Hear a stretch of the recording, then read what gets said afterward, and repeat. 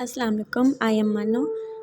और आज का जो हमारा टॉपिक है वो है एयर पोल्यूशन। कल हमने एक लेक्चर लिया था पोल्यूशन के बारे में और उसमें हमने उसकी डिफरेंट टाइप्स का एक शॉर्ट सा रिव्यू लिया था। तो आज हम एक्सप्लेन करेंगे एयर पोल्यूशन को।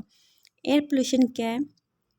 तो सबसे पहले हमें पता होना चाहिए पोल्यूशन का मीन क्या होता है। पोल्यूशन का मीन होता है आलूदगी और एयर का मीन होता है हवा। मतलब जो हवा है वो आलूदा हो उसके बारे में हम पढ़ेंगे। मतलब एक जो एयर है वो किस तरह से पोल्यूटेड होती है, कि मतलब किस तरह से उसके अंदर मतलब हार्मफुल सब्सटेंस है जो उनसे वो इंटर होते हैं और वो हमारे लिए नुकसानदेह होती है। उसके बारे में हम आज एक्सप्लेन से पढ़ेंगे।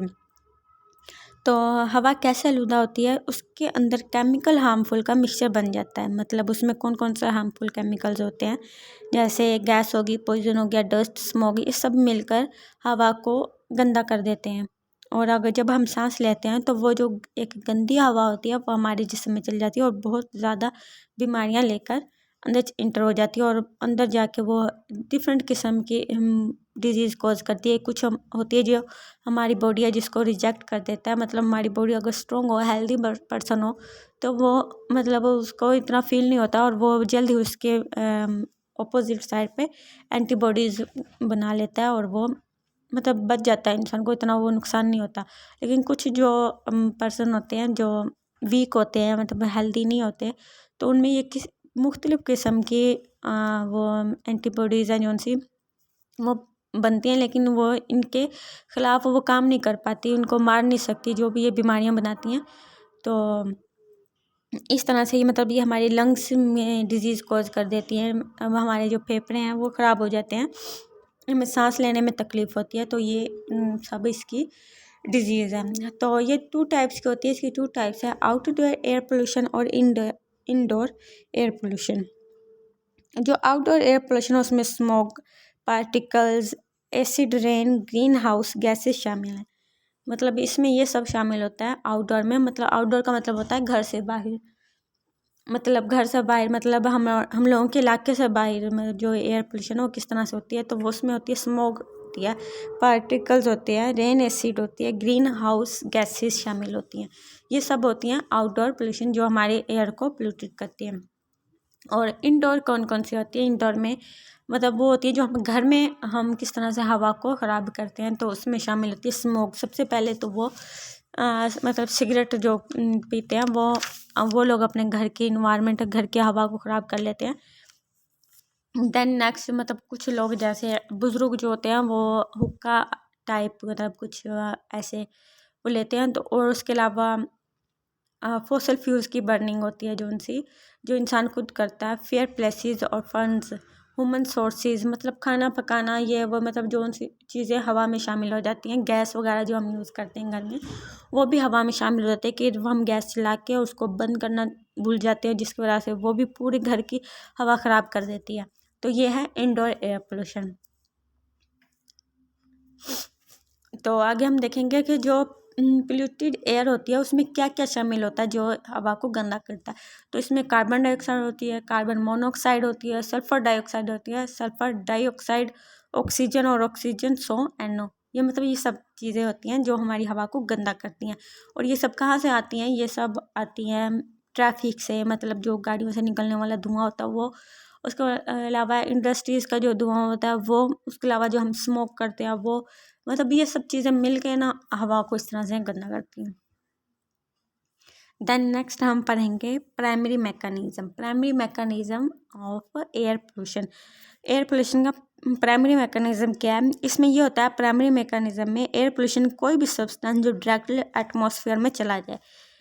मतलब एयर पोल्यूशन का कोई भी सब्सटेंस जो डायरेक्ट एटमॉस्फेयर में चला जाए। सपोज क्या हम जैसे फॉसल फ्यूल्स को उसमें लेबॉर्ट्रीज वगैरह में जलाया जाता है, जब हम उसको जलाते हैं तो डायरेक्ट CO2 डायरेक्ट एटमॉस्फेयर में चली जाती है, बगैर मतलब कहीं इधर उधर जाए वो डायरेक्ट एटमॉस्फेयर में चल जाती है और एटमॉस्फेयर को जाके वहाँ पे गंदा कर देती है। और जिसकी वजह से मतलब पूरी हवा भी गंदी होती है और वहाँ का इन्वायरमेंट भी सारा गंदा हो जाता है। इसको कहते हैं प्राइमरी मैकेनिज्म, यानी जिसका सिर्फ एक प्रोसेस हो कि मतलब नीचे फॉसल फ्यूल्स को जलाया और वो डायरेक्ट एटमॉस्फेयर में चले गए, देन ये है प्राइमरी मैकेनिज्म। इसके बाद हम पढ़ेंगे सेकेंडरी मैकेनिज्म। सेकेंडरी मैकेनिज्म ये होता है कि एयर प्लूटेड पार्टिकल्स को जब हम जलाते हैं, जैसे हम फॉसिल फ्यूल्स को जला देते हैं, जैसे मैंने आपको एग्जांपल दी, उसको हमने जलाया, वो एटमॉस्फेयर में जाके इंटर हो गया, ठीक है। एटमॉस्फेयर में इंटर होने से पहले वो किसी और हार्मफुल पार्टिकल से मिल जाए, मतलब किसी और चीज़ से वहाँ पे मिल जाए और मिलकर फिर वो एटमॉस्फेयर को में जाके शामिल हो, तो ये जो होती है ये प्राइमरी एयर पोल्यूशन से ज़्यादा हार्मफुल होती है और ये ज़्यादा तबाही मचाती है, ठीक है।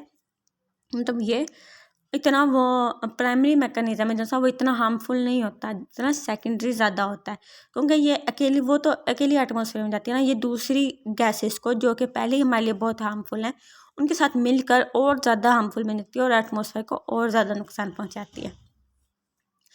तो ये है सेकेंडरी मैकेनिज्म के डायरेक्ट नहीं जाना, किसी और पार्टिकल्स के साथ मिलकर secondary mechanism banana.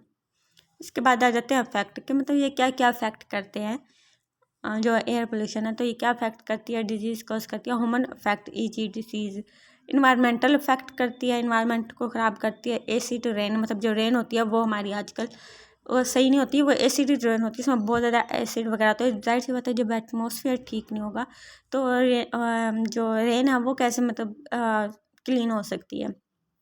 Wild life, ozone plantation, crop and forest damage, मतलब इसकी वजह से जो से हमारे जंगलात हैं वो भी ख़राब हो रहे हैं, और ग्लोबल क्लाइमेट चेंज, और हमारे ग्लोबल क्लाइमेट जो सा वो भी चेंज हो रहा है इनके इफेक्ट की वजह से, रेन एयर की।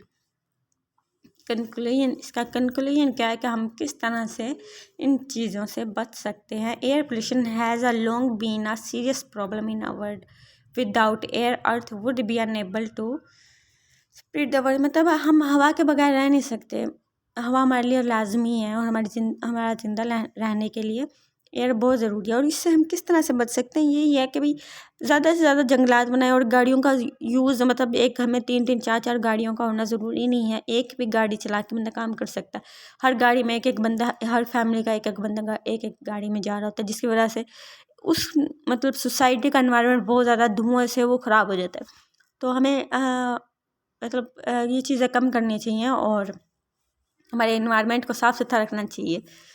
तो ये था हमारा आज का टॉपिक। आई थिंक सो आपको अच्छे से समझ आई होगी, और अगर मेरी वीडियो अच्छी लगी हो तो लाइक, सब्सक्राइब और कमेंट कर दीजिएगा। ओके, अल्लाह हाफिज़।